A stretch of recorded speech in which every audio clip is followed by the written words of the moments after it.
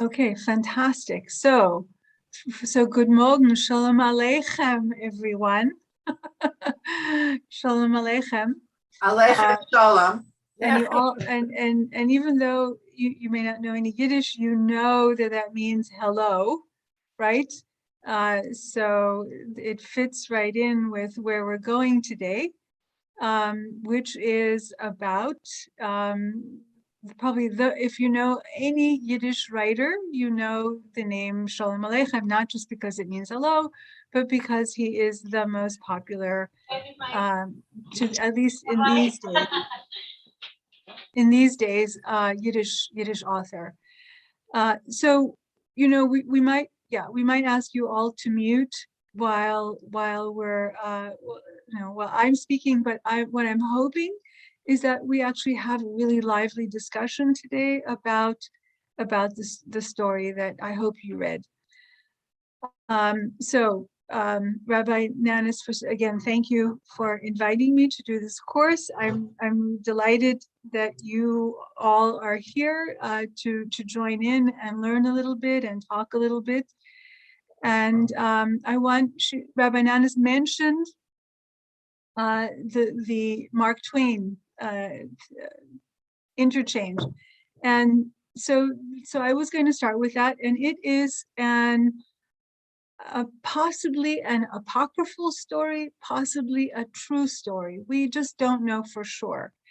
But the story goes like this, that when Sholom Aleichem arrived in America and he attended the meeting, and the story is either it was a meeting of the Penn Club or it was a meeting of the Historical Society. So right away you have a discrepancy, what meeting was this? But it was some meeting with a lot of writers present, and Mark Twain shows up, and they're introduced, and Sholom Aleichem says to Mark Twain in Yiddish, I'm known as the Yiddish Mark Twain, and Mark Twain says to his friend who's interpreting, says, tell him that means that I must be the American Sholom Aleichem.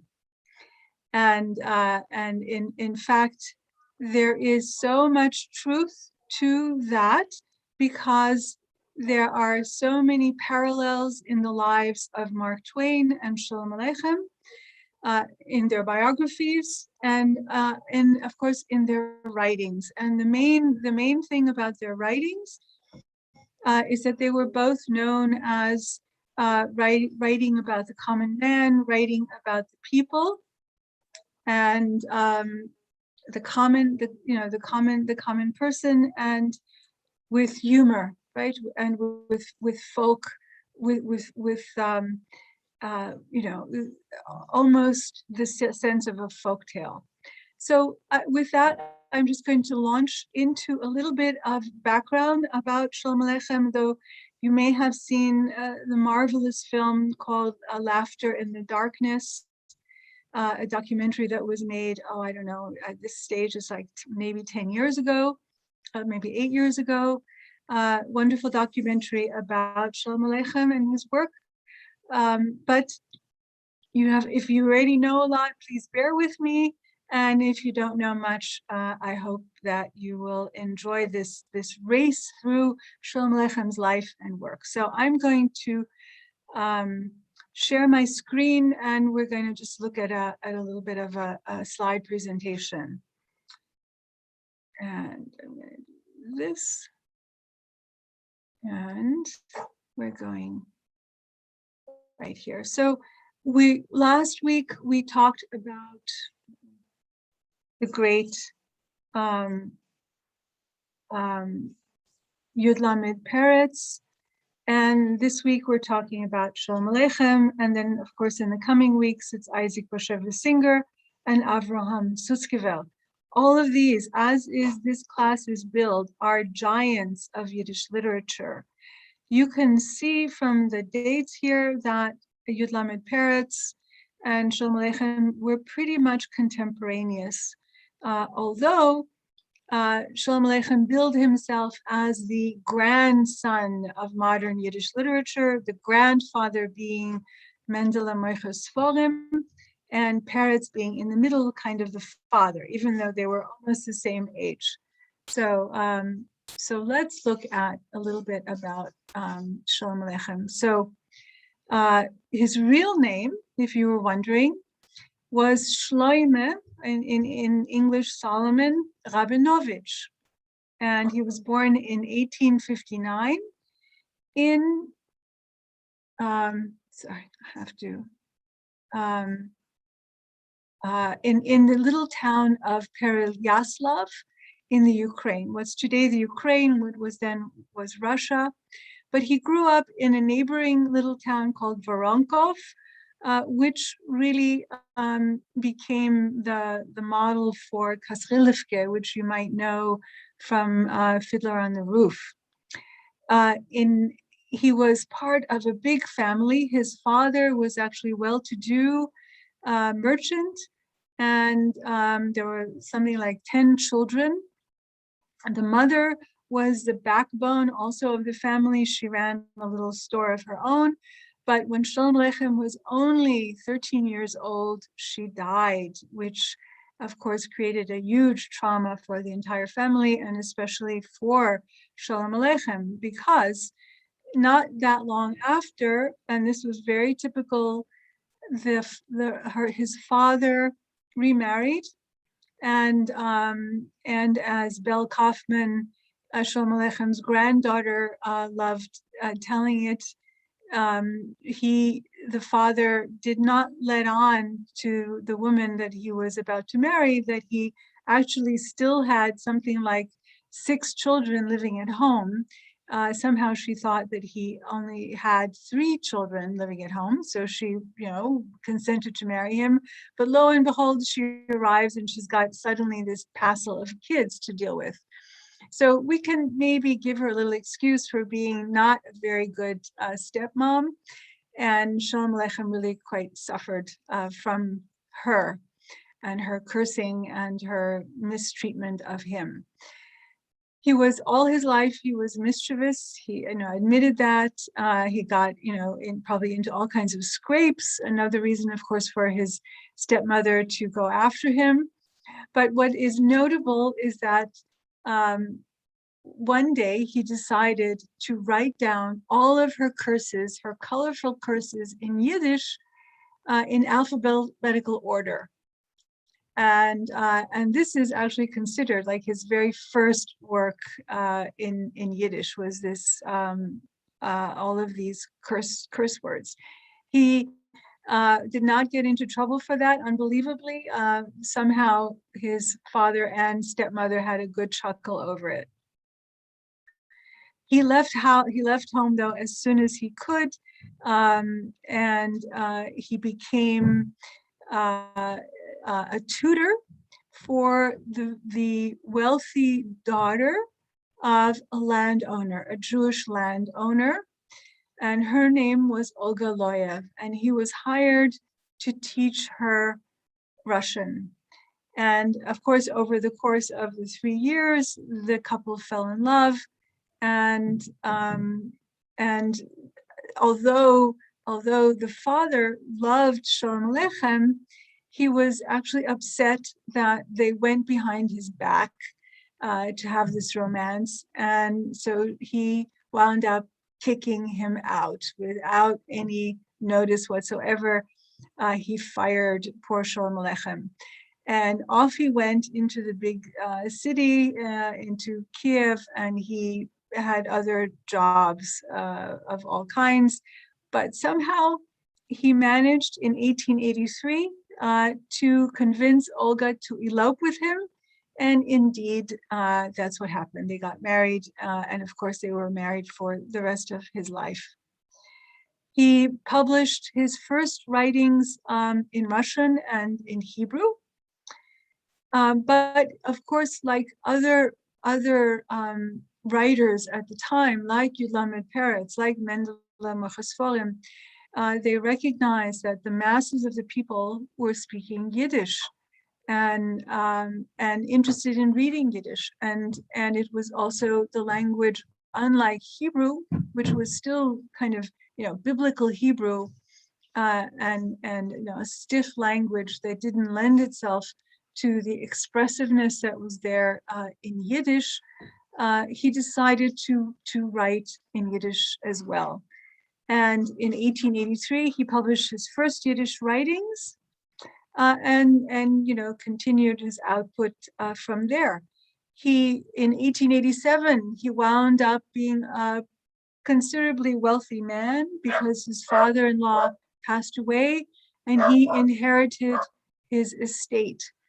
And the couple moved to Kiev, and Sholom Aleichem fancied himself kind of a businessman and speculating in stocks. And at night he would write. He would continue to write his wonderful Yiddish books and stories. This is an image of Olga with just a couple of children. He wound up having at least 5 children, and of course many descendants to this day. However, in 1890, he suffered a great financial loss. He lost all of his money in the stock market, and he ran away for a while from his creditors. His mother-in-law fended them off, and she also wound up paying for his debts, and he was literally forever indebted to her. And she lived with him and never spoke another word to him for the rest of her life. But this tragedy for Sholom Aleichem, which by the way also happened to Mark Twain, this tragedy for Sholom Aleichem was a boon for the rest of the world, especially the Yiddish speaking and reading world, because he not only continued his output, but he continued it at a great pace. And that became the main source of his livelihood, was writing, contributing to periodicals, publishing a story or a chapter of a novel every week. I mean, that was going on tours all over Europe, which of course, like with Mark Twain, was really hard on him physically, but nevertheless, that was part of what he had to do, just like authors today, to get people to read his books, to sell his books, and also to, of course, to collect some fees for reading and lecturing. And in this period, 1893 to 99, he began what became his most famous stories, Tevye the Dairyman stories, Tevye the Dairyman, and also Menachem Mendel stories, which were written as letters between a Luftmensch, an airhead, Menachem Mendel, and his wife, Shana Schendel.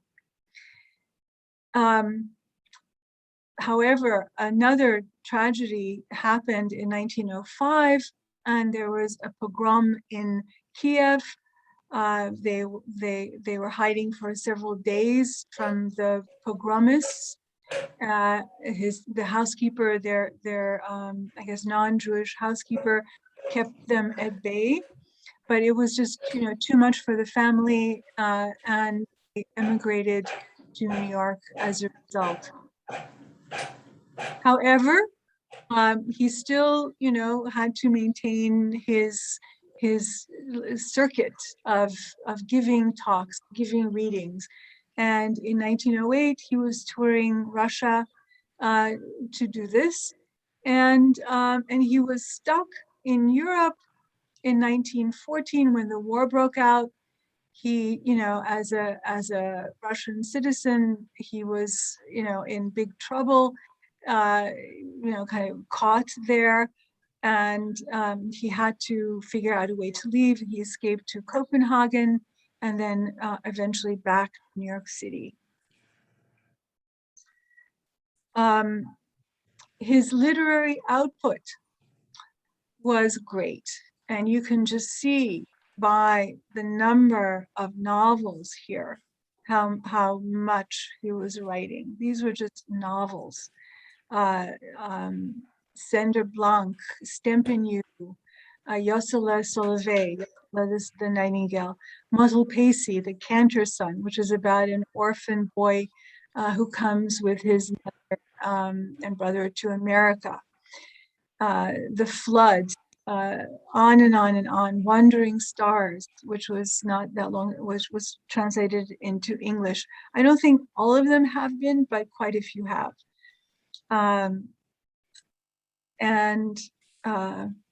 Oops.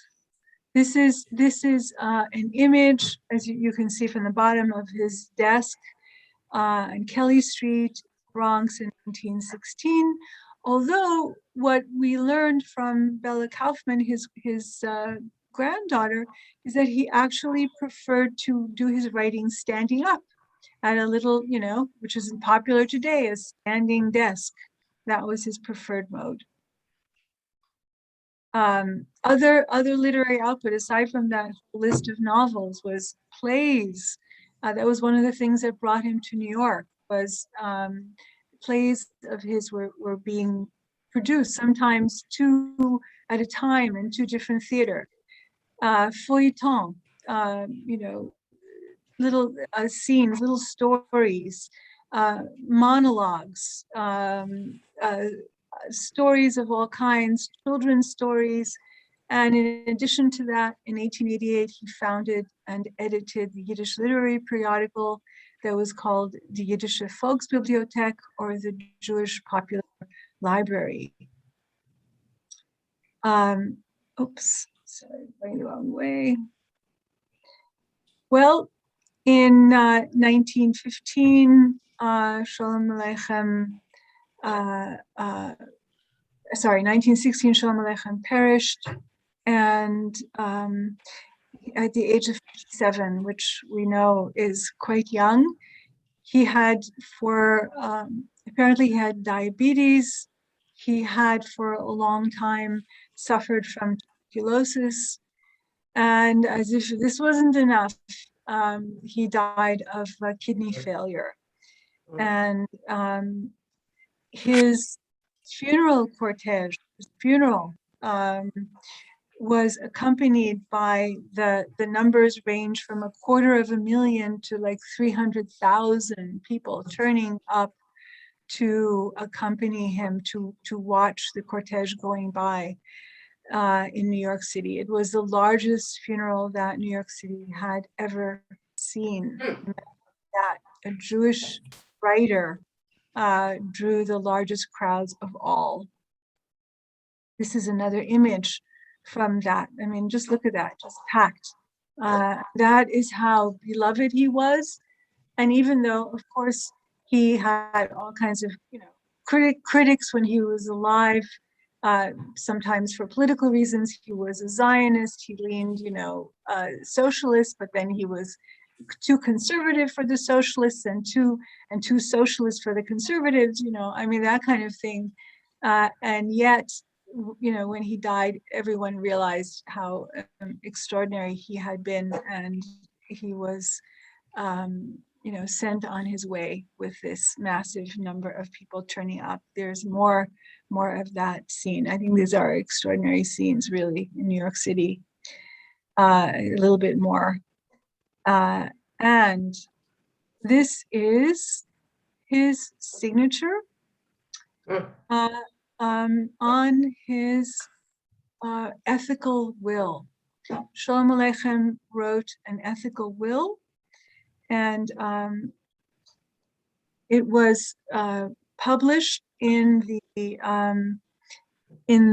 newspaper as well as in the Library of Congress.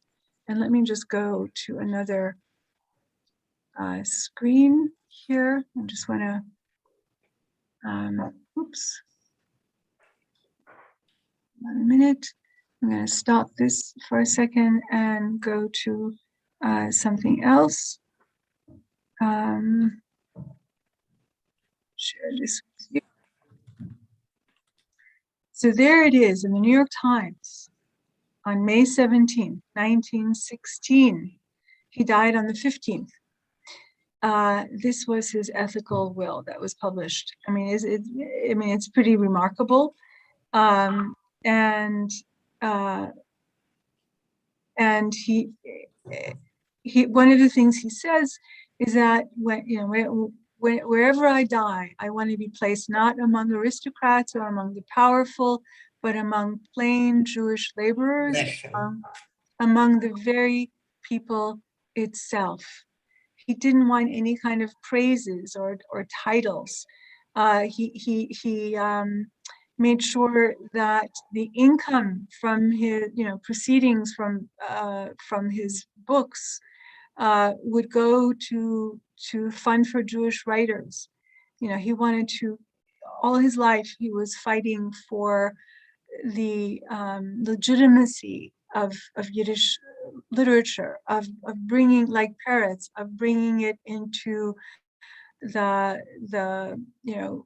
panoply of world-class literature. And indeed it was, but much of that thanks to his efforts and Peretz's efforts. So he kept support of Jewish writers through, even at his death. And he also wrote about how his children should live. And the main thing that we remember today is how much he wanted to be remembered, not with sadness, but with joy and humor, because his signature was, even in the most sad story or pathetic story, there was always humor in it. And he asked that on his Yortzeit that the family would get together and read something humorous that he wrote, something particularly humorous that he wrote, not sad. And this is still happening today, more than 100 years later. Where the family gets together and people from all over the world get together and read or perform his works.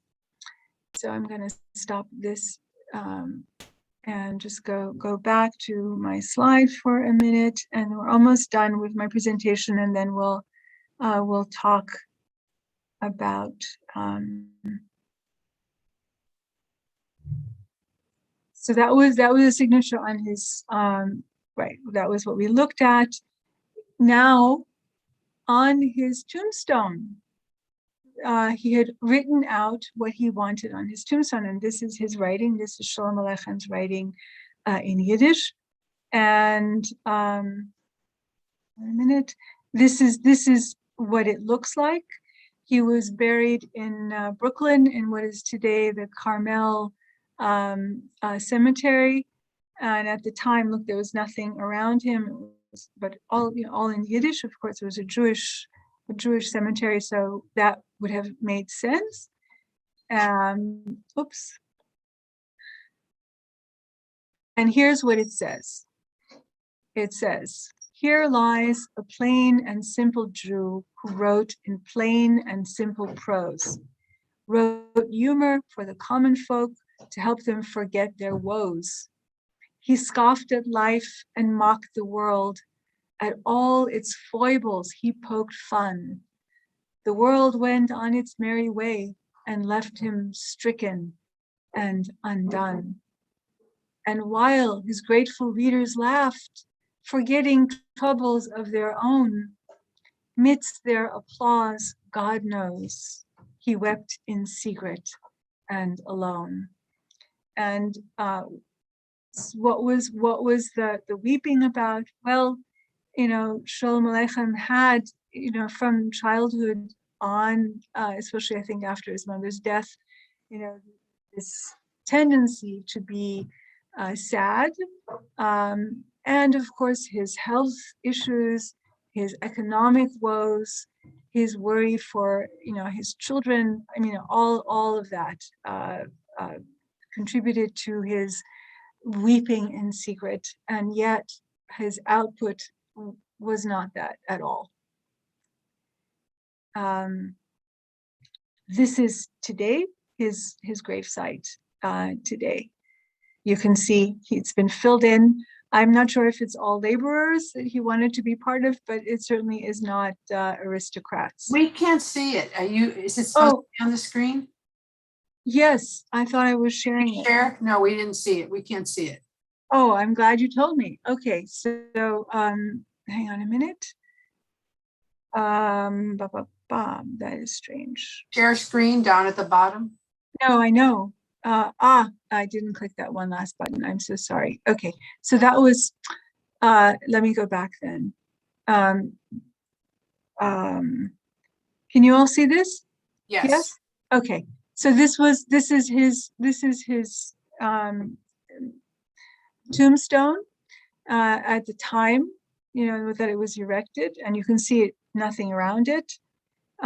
This was the epitaph translation, and then this is what it looks like today. This is obviously filled in at the Carmel Cemetery in Brooklyn.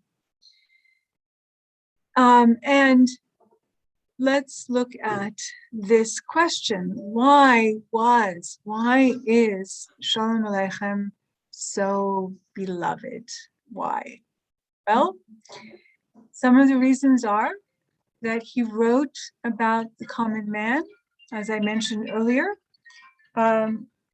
He combined humor and pathos. He was a sharp observer of human psychology, which infused his writings. He sharply depicted the political and social milieus of his day. Which all of it, the Tsarist Russia, as well as, the plight of the immigrant in America, the assimilation that was happening in America,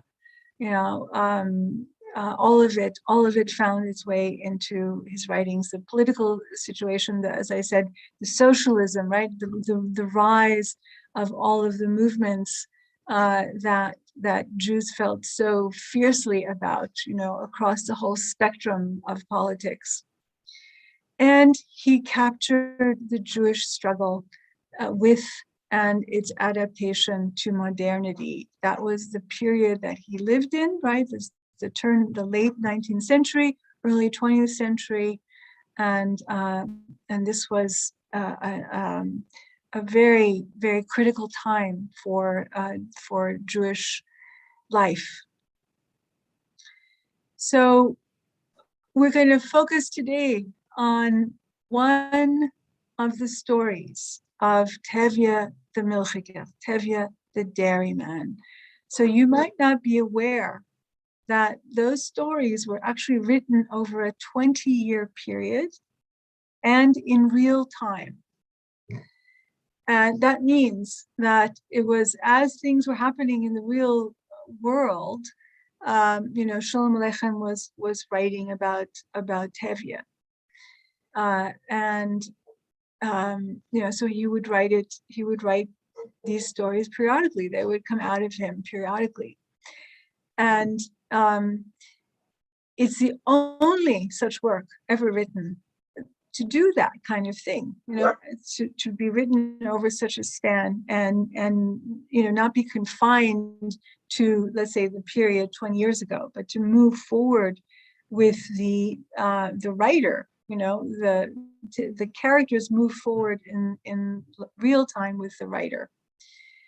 And in 1914, he actually wrote a 5-act play while he was in Switzerland, that was copyrighted in 1916 by his widow, and it is Tevye, the Tevye stories, but focusing on the story we're going to read, which is Chava, about his beloved daughter Chava.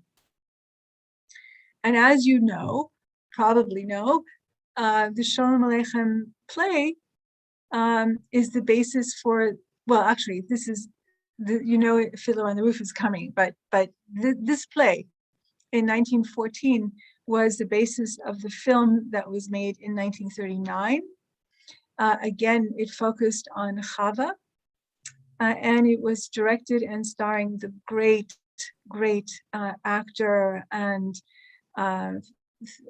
theater producer of his day, Yiddish theater producer of his day, Miri Koral. He directed and acted in this film, and that is called simply Tevye. And if you haven't seen it, I highly recommend it. Is it in Yiddish? It's in Yiddish with English subtitles. And of course, you know that the Tevye stories inspired Fiddler on the Roof, and which happens to be the most produced play in the world, strangely enough. And you can ask yourself why that is. Why? And we can start with that, and then talk about the. But I do have one last thing for you, which is Sholom Aleichem, voice.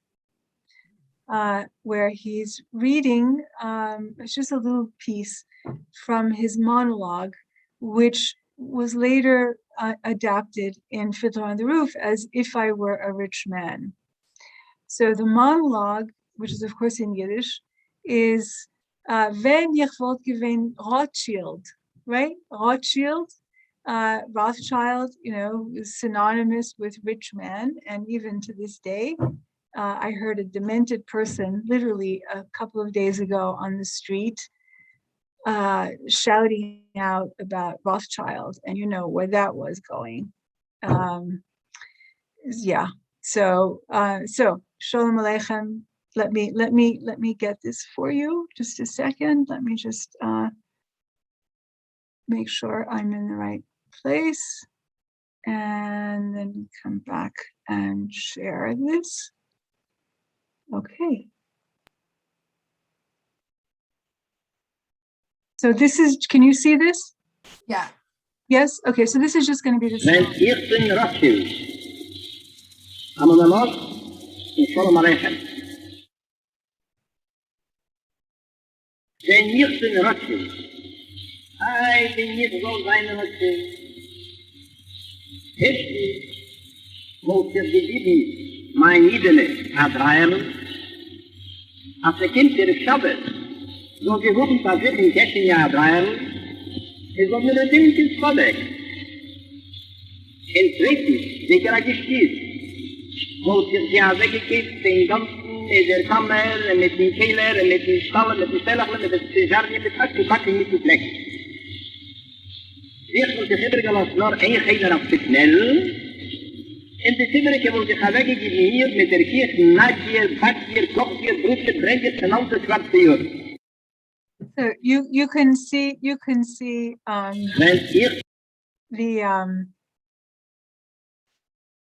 he had a showman's flair in reading from his work. Maybe you caught a little bit of that. There's several things you might want to know. One is there is a website devoted to Sholom Aleichem. One of his descendants, one of his great-grandchildren, had actually started one. I don't know if that one is still up. I've known about it for 25 years, but there's a more recent one out of Columbia University that marked the 100th Yortzeit. So it was put up in 2016. And it's a lovely website devoted to Sholom Aleichem, created by Jeremy Dauber, a former colleague of mine. Actually, he was at UCLA for a little bit. And there's also the translation for If I Were Rothschild. This wonderful, funny monologue is on the Yiddishkeit LA website. You can find it there if you Google it.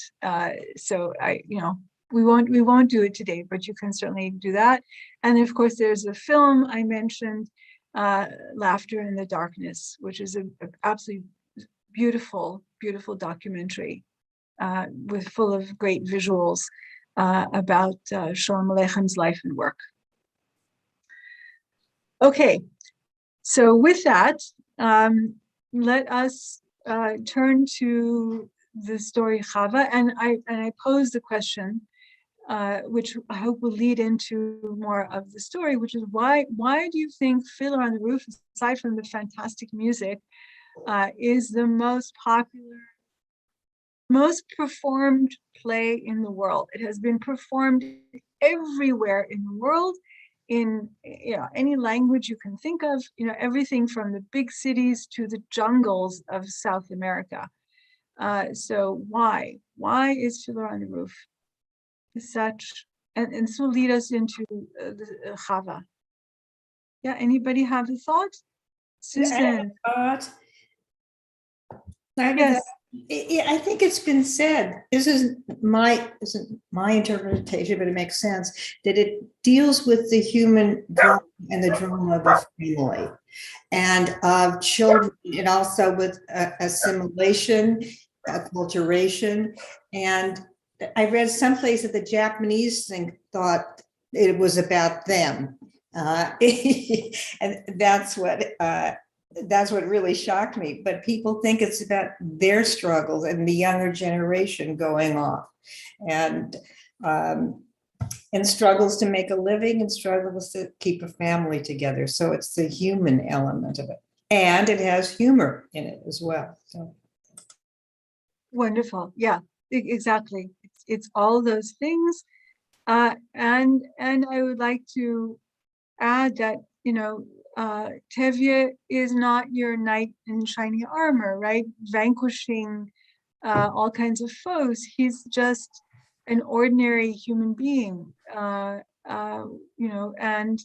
yet he's heroic as he tries to adapt to the changes that are coming at him with every one of his daughters, right? So, the original story, he has 7 daughters. And of course, Fiddler on the Roof, it's reduced to 5. 5, yeah. In the original stories, one of his daughters commits suicide out of, love lost, a broken heart. She commits suicide. That's a terrible tragedy, that Sholom Aleichem addresses in the stories. So he's adapting, and the just utter devotion to his love, love and devotion to his family, right? That's very clear. I also Yes. think, the conflict between you're loving your children and taking a stand for what you think is important and a boundary that cannot be crossed, or that just tears your heart out, is very human and recognizable. I mean, he loved them, and yet there's some things that just were not acceptable. And I think a lot of people identify with that. You love your children, but does that mean you accept everything they do? And that's a terrible conflict. Plus, I think we really enjoyed his prickly marriage, and his wife, and, they loved each other, but, she was a very powerful, strong woman. And so, I mean, I think there's universal, people recognize this is universal in every culture, the generation gap, the marriage, conflict, and struggling to survive, and put food on the table, and try to hold on to your traditions at the same time, no matter what they are: Japanese traditions, South American traditions, Jewish traditions. Yes. And another thing worth noting is that even as in this struggle with modernity was happening, right? This adaptation with modernity, whether you like it or not, one of the elements of that was, as Jews had more entree into society, assimilation became more and more prevalent. And sometimes that took the form of intermarriage, right? That took the form, which is what Chava leads us to. And so often the depictions of those conflicts, as Susan says, the conflicts and the challenges of intermarriage were usually from the aspect of the the children involved, going against their parents, what they had to do and give up to fight for being able to do that. But Tevye's stories is from the parents' point of view. It's really what's happening to the father as he's confronting what for him is, aside from real death, is the ultimate tragedy, right? Losing someone from the fold. So that brings us to Chava. So what were you surprised by this story in any way, let's say, compared to, I'm sure everyone has seen Fiddler on the Roof in some form or other, right? The stage play, the film, maybe even you were lucky enough to see the recent Yiddish performance of it, which, by the way, was supposed to come to LA, but was cut off by the pandemic, but is still planning to be here sometime next year. That would be amazing, right? Fantastic. Yeah.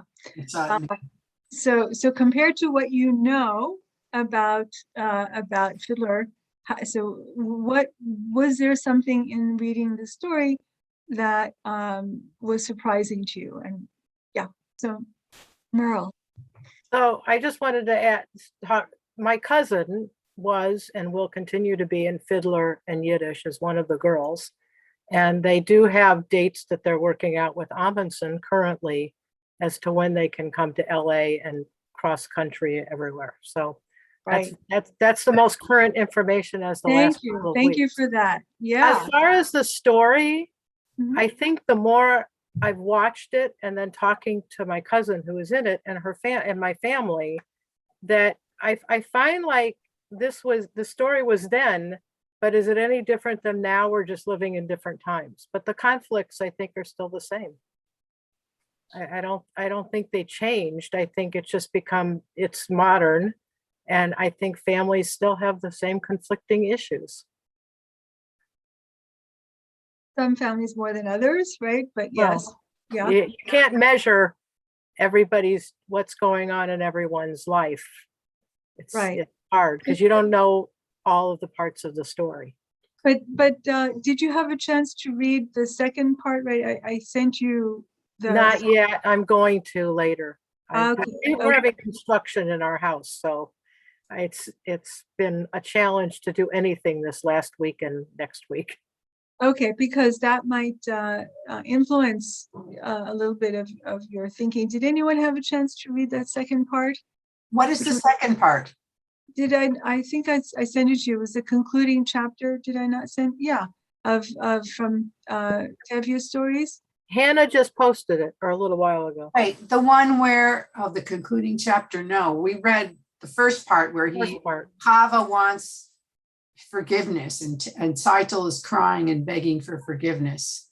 That's in the concluding chapter. Oh, that's the concluding. Okay. Oh, okay, then I did read it. Yeah, I wanted to say that what I was surprised about, and I think like some of you, how much he used religion, how he would quote the Torah, he would quote the Talmud, God is the Adonai el Rachum v'Chanun, God, you're compassionate, shouldn't I be like God? God forgives his children, and it says here, and he would go back and forth with these sort of scraps of knowledge from all over the place, trying to make a decision. How can I not? If God forgives, can I forgive? And he wanted to forgive, but he was so conflicted. And there's very little of that in the play, just a little bit, as the book says or whatever, but you see that he really relied, and I guess the common reader must have known these sources, which was interesting. I mean, anyone who's reading this, because some of it's amusing, they must have known what he was referring about, or he wouldn't have put it in there. So there was a lot of knowledge from practicing Judaism in his writing, which I found very rich. Yes, from practicing Judaism, also from attending Cheder, right? If you're a little boy, which I mentioned last week, how much that was part of, I think I mentioned it, right? How much that was part of Jewish life. Little boys were sent. In other words, even those that escaped, the strict religious upbringing and went into a more secular life, they still had that grounding in all of the religious teachings, right? That was part of who they were. So they would have known these references, as Susan says, they would have known these references, and would have understood the humor of them as Tevye was mangling them. he was subverting them for his own purposes. Yes, Gail. I'm not sure how this class works, but personally, I have my father's brother was disowned in the United States for attempting an intermarriage. And when I mean disowned, I mean they sat Shiva, they did the whole thing. I am sure this was something that he witnessed when he came to New York. And because this was in Chicago, these people had come from Russia. They only spoke Yiddish, and the assimilation was not going to happen. So I was just curious if anyone else in the class had this kind of a yichus, as I would call it, not a good yichus, but a yichus in their own family. My sister and I, as well as my father, as he aged, tried to look for his brother, but we were never. Today, maybe he would be dead, but maybe today it would be an easier search, but we never were able to. Isn't that sad? So you lost that whole branch of the family. That's correct. Yeah. I think that's what's so amazing about the story, that was the common attitude, and yet Tevye is really focusing on love. I love and forgiveness, and he is finding a way to connect with his daughter. And in the end, he says, I suppose we'll see each other. That's like the last line. I suppose we'll see each other. So he's basically saying, okay, I'm going to not cut off my daughter, which was pretty amazing what Sholom Aleichem was trying to imply, influence, teach the reader about how love is more important than these dogmatic decisions. Yes, but let's point out a significant difference between Fiddler and this ending. Yes. Okay, so do you guys remember what happens to Chava in Fiddler? Yeah, she's going to Warsaw or someplace. She's going somewhere with whom? With her Christian husband. With her Christian husband. But what happens in the Tevye stories? They're going to America, right? Also? Yeah, but I don't think he's going. She has left. That's right. I didn't get that. He's not going, right? Right. She has left her husband and the family, Fietke Galagan, which means something like low life, not a very complimentary name, and because she has not been treated well by the family, and also because she misses her own home and traditions. So when she's coming back, she comes back to Tevye, to come back into the fold. And that is not the case in the 1969, was it, or 72 film.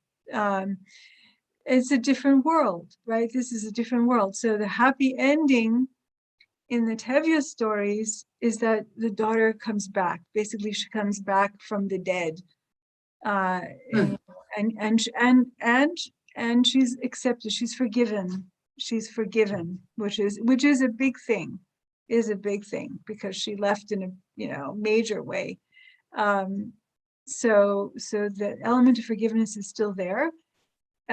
It's there in Fiddler, and even actually probably even had this been made 30 years earlier, it wouldn't have been quite as accepted, that he is kind of forgiving her as she goes off with her Christian husband, because the 1939 film made in New York by Maurice Schwartz, which followed Sholom Aleichem's play, at the cusp of the start of World War II, tremendous anti-Semitism happening in Europe and in America, leading up to the Holocaust. You know, it would not have been a happy ending for the daughter to go off with a her Goyish husband. So the happy ending is she comes back. She comes back to the fold, and actually in the film they kind of are, the whole family goes off together, leaving you know, being forced out of the village together. I was looking for a way to show you this scene, but I wasn't able to get my hands on it. It's a small part of the Chava story that you read, but it's an extraordinary depiction and dramatic scene in the play and in the movie, the 1939 movie Tevye. And that is the story of Tevye going to his friend, the priest, to try to get his daughter back. Do you remember reading about that? Yeah, it doesn't take up a lot of space in the story, but it takes up more space in the play that he wrote. And it's so heart-wrenching because clearly the priest has all the power, and he had the power to have Tevye arrested for, you know, daring to, you know, to contradict the priest's wishes. And the priest keeps Chava from him, right? This is on her wedding day to Fietke. And Tevye is there begging to see his daughter, begging, and his daughter, in fact, he goes down on his knees by the priest, begging to be allowed to see her. And the priest refuses and threatens him. And, you know, first of all, to have a Jew go down on his knees in front of anybody is already a shocking scene, right? And Tevye, who has so much pride, right, in himself, who's such a mensch, to go down on his knees before anyone is shocking. And then, you know, this really, really showing how the balance of power was in the hands of the church, and the church aligned with the regime, and how little power, especially the ordinary Jew, had in Tsarist Russia, how little power.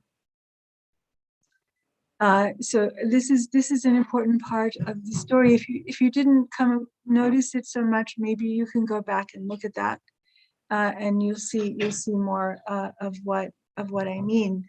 So for Chava to give in to that, you know, to go over to the other side like that, was really more of a